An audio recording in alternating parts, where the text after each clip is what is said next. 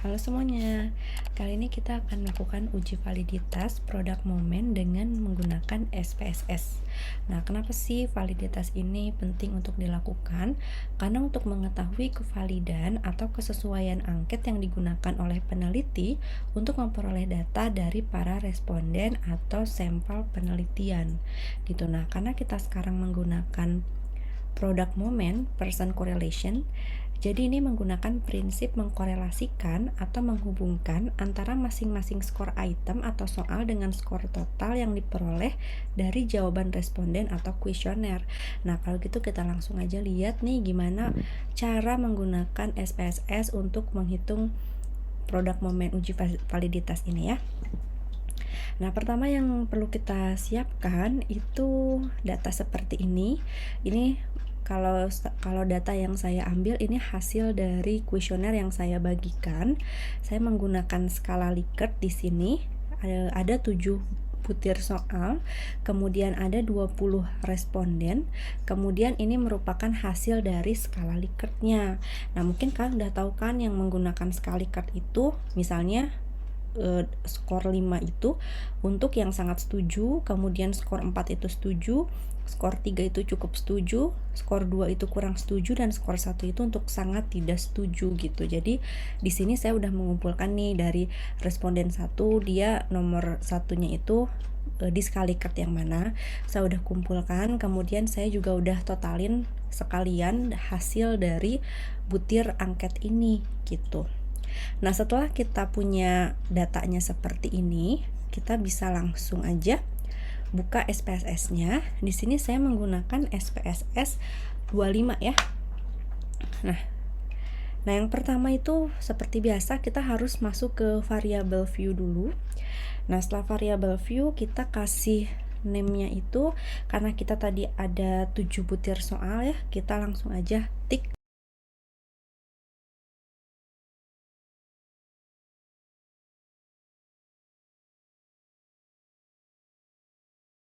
Nah, setelah selesai, kita ininya dinolkan dulu.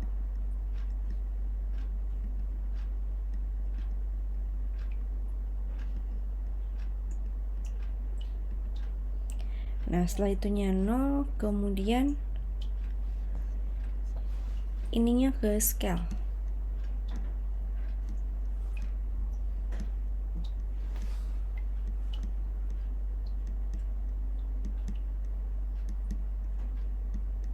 Nah, setelah itu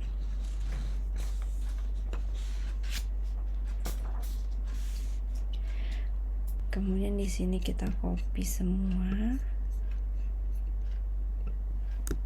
Oke.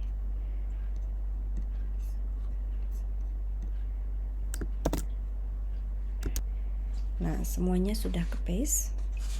Kemudian selanjutnya kita klik analyze, kemudian correlate, bivariate. Nah, ini semua itemnya. Ctrl A ya, pindahkan semua ke sini. Nah, kemudian kita klik OK. Ini kan sudah person, two-tailed, OK. Hasilnya akan muncul di sini. Nah, hasilnya akan muncul. Kita akan lihat dulu ini yang nomor 1 dulu ya. Kita lihat di sini person correlation, itu skor total di sini adalah ini titik tuh artinya ininya 0 ya. 0,641 gitu. Nah, kemudian kita lihat kepada ini kan merupakan hasil dari R hitung. Ini merupakan R hitungnya kan. Nah, kita harus bandingkan dulu dengan R tabel, karena di sini untuk pengujiannya itu harus membandingkan antara R hitung dengan R tabel. Jika nilai R hitung itu lebih besar dari R tabel, maka item soal angket tersebut dinyatakan valid gitu. Jadi ini harus lebih besar daripada R tabel.